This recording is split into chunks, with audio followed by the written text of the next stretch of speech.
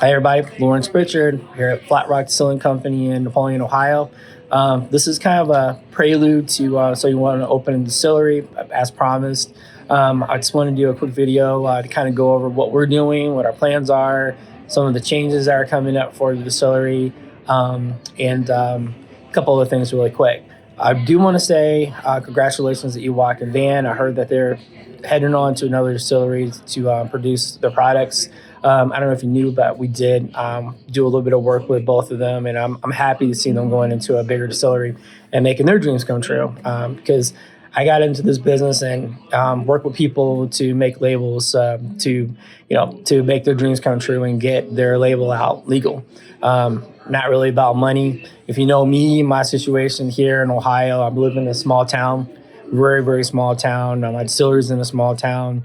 We have a really small distillery. It's one room. There's not much to this place. We're kind of grassroots. We don't have $1 million in the bank. We are pretty much hustling every day, trying to make ends meet every day. That's just the reality. And if anyone has a small distillery, they're probably going through the same challenges.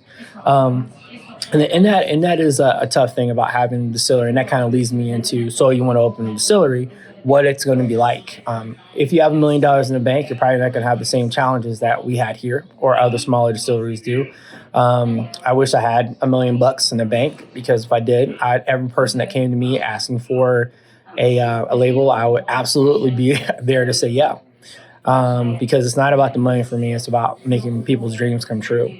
But we are just, at this point, just, I think, too small and don't have the revenue and the capital to kind of push these brands that people want to push a little bit higher and get more sales and get distributors.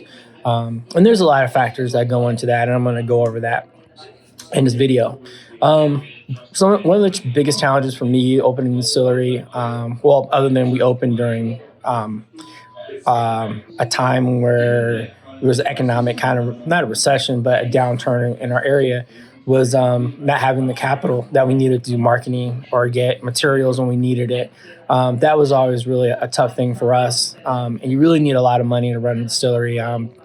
That's the biggest thing. If you want to open one, just getting a small still and start turning out product, that's not enough. Unless you own the building that you're running, you're going to run your distillery, and there's going to be costs, and there's going to be costs for everything. Corn costs, there's going to be costs for bottles, there's going to be costs to run, to have insurance. Everything's going to cost money, and those prices are going to go up, and they are going up every single year.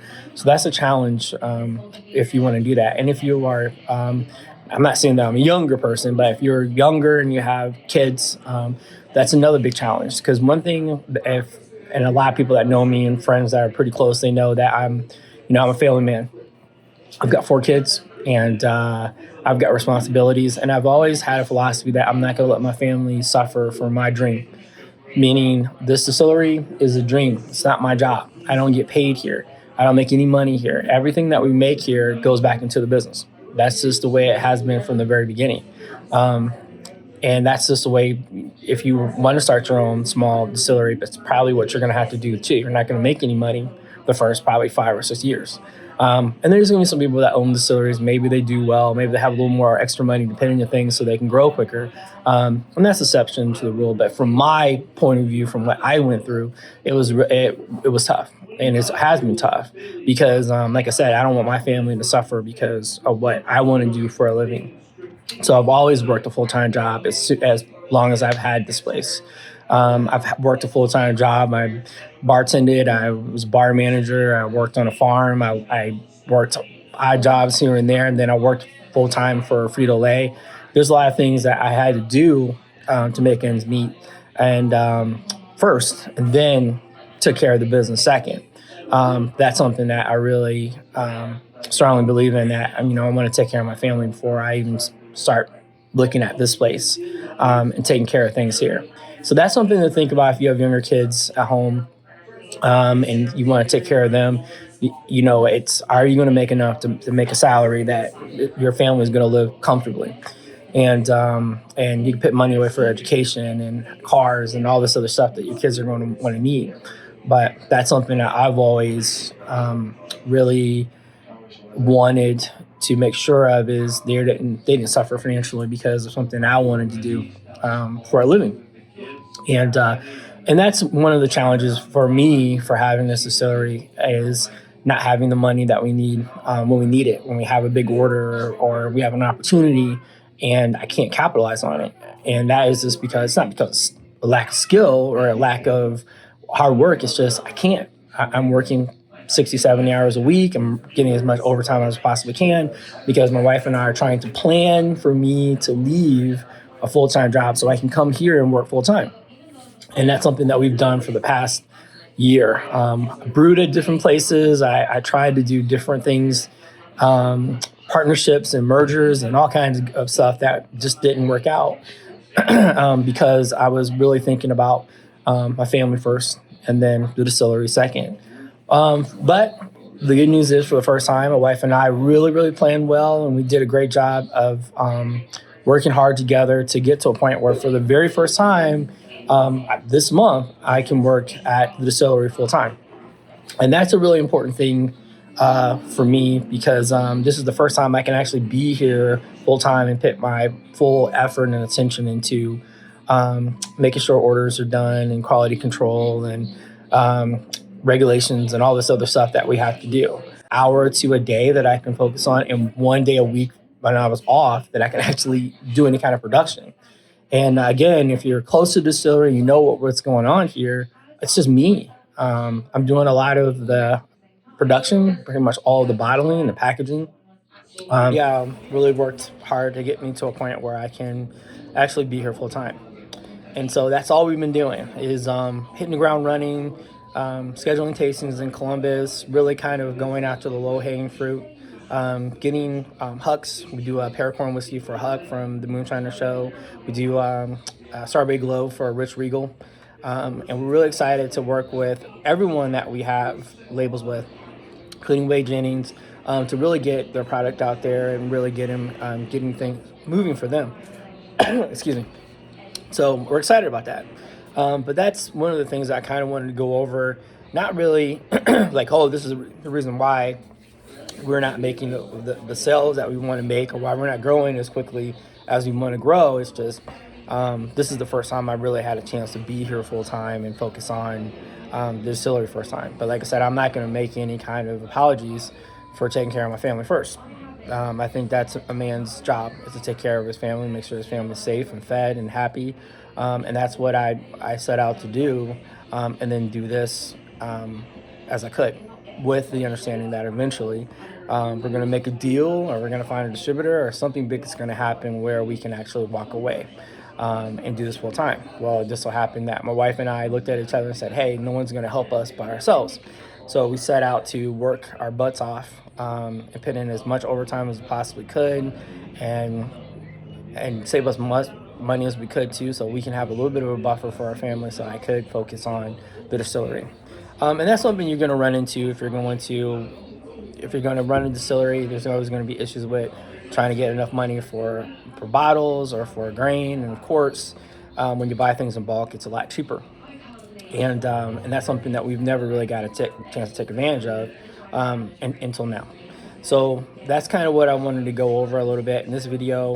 Like I said, a prelude to what we're kind of doing and what we're looking forward to. And honestly, for 2024, I'm excited just to be here. Be here full time, be here during the week, be here during the day, seeing people kind of walking around Napoleon, being able to pull them in, let them try stuff. It's exciting to be here on a Monday or a Tuesday or a Wednesday or a Thursday, not just on a Saturday for a few hours. Then I had off. It's kind of cool to be here and see people that are actually coming in and out of the courthouse and letting them know what kind of products we have and what kind of things that we do and how we utilize Ohio corn and maple syrup and all this kind of cool stuff. But it is challenging and is kind of intimidating too, because this is the first time that I really had a chance to kind of focus on the distillery and be here full time. And that's the toughest thing for me now is just, where do we go from here? What are we doing? A couple things that we want to do in 2024 is absolutely get out there and do tastings. We have our first major tasting down at Columbus, January 9th. 5:30 to 7 at Kroger's on North High Street. That's in the short north. And then we're doing another tasting in Logan, Ohio, at the Logan, Ohio Kroger's. That's our number one store in the state, 5:30 to 7 on the 17th, on a Wednesday. And Rich will be there. I believe he's doing a podcast from there too. So if you want to get out and get Strawberry Glow signed, absolutely go there. He's going to be there from 5:30 to 7 on the 17th. And we have a lot more tastings coming on too. We have a lot of ground to make up. Like I said, we've been open for a while. I've been distilling and I've had a distilling license since 2016. There was a whole year or a year and a half to 2 years that I just made liquor and didn't sell it because I really wanted to learn the craft from the ground up. And I'm glad I did. So we really have a lot of ground to make up. It's almost like it's a grand opening now because I can put more of my effort and more of my time into it. So, and that's me, that's me and my family. That's me being clear. And this is what's going on behind the scenes. There's not millions of dollars rolling through here. Like I said, I live in a small town. We're operating in a small rural area of Ohio, and 1,200 square foot. You can see the still behind me. We have one still here. So if you really put it all together, I mean, it's an everyday struggle. And it's even harder when you have to work a full-time job on top of it. Like I said, I'm not going to apologize for that. That's something that I'm always going to take care of my family no matter what. And I don't think the government should, and I don't think anybody else should take care of your family but you. And that's what I've been doing. So it is what it is. But I'm happy that I can actually focus on making liquor full-time, talking to customers, and being here and actually getting some stuff done. So really excited about Waze Bourbon. That's something that we're really pushing in a lot of different locations across Ohio. Huck's Pearcorn Whiskey, that's another thing that we're really, really pushing across Ohio. I want people to try that, give us some feedback on that too. I think it's really, really good liquor. Huck actually had a chance to run that recipe on Moonshiner, so I'm really, really proud of that and happy to be a part of that. We're going to put a big focus on that here in Ohio. And of course, Rich Regal. I mean, if you don't know this guy, he is a hustler. I've never seen anybody work as hard as he does, and he's a really good marketer, and I'm really proud to work with him. I would be remiss if I didn't thank a lot of people that have been there from the very beginning to help us out. They knew my struggles here and my hard work and my sacrifices. So I want to recognize them for sure. I mean, Marv and Roger, those are two people that have always been there, had our backs from the very beginning. I want to thank them. Ray Sinclair, absolutely been there for us from the very beginning, did a lot of great stuff for him. We have a couple projects coming out with him too soon, so we'll talk about that a little bit later, but I got a major project with Ray coming up that I'm really, really excited about, and now I can give the focus to. Also, man, there's so many people, my wife especially, Trinity, she's been there from day one too, sacrificing, working, going without so I can continue things here too. So I definitely got to thank her and everybody, real honestly, that spread the word, spread shares, talk good about us. Those are the things that I really, a small distillery really needs to keep going. But I wasn't really clear. I really wasn't transparent when it came to what things I was going through.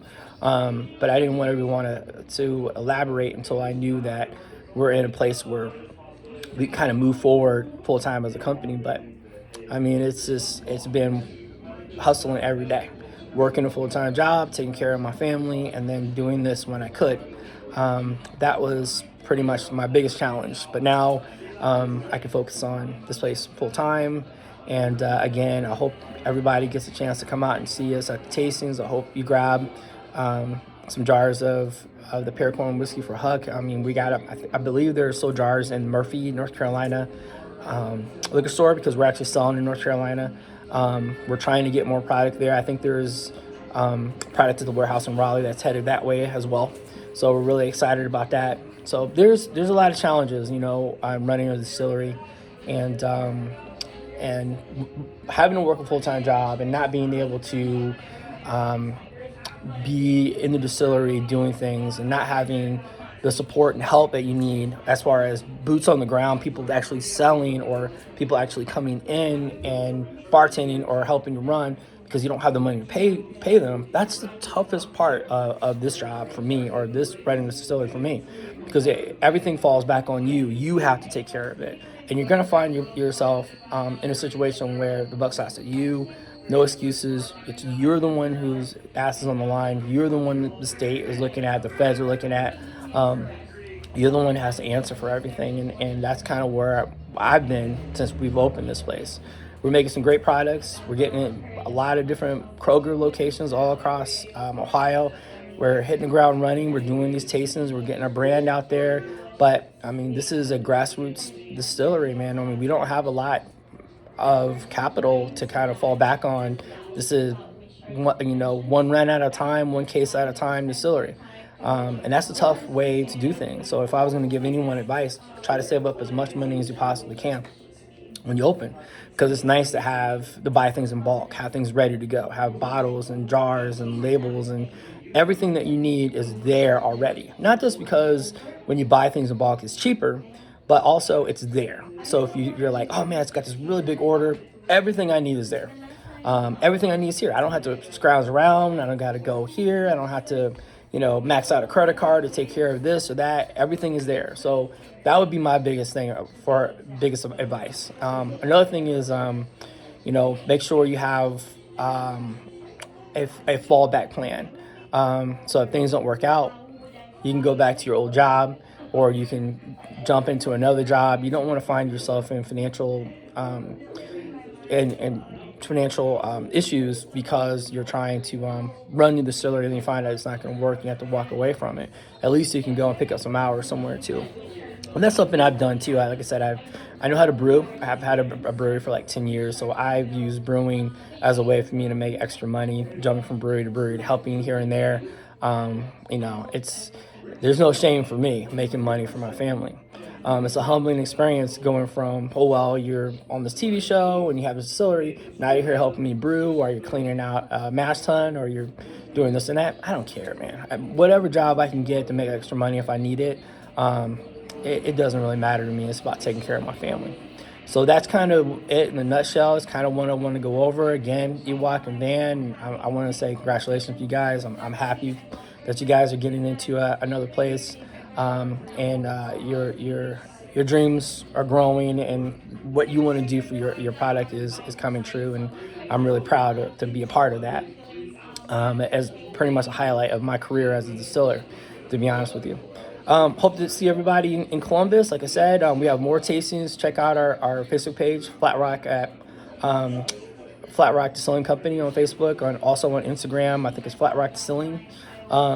Check us out there. We have a lot of great tastings. We're going to try to come to you, so you don't have to come all the way to Napoleon, because I know it's a little bit of a trek for people, especially if you're from Southern Ohio or Cincinnati or Southern Ohio or Central Ohio or Cleveland. We're going to start coming out to you and doing more tastings.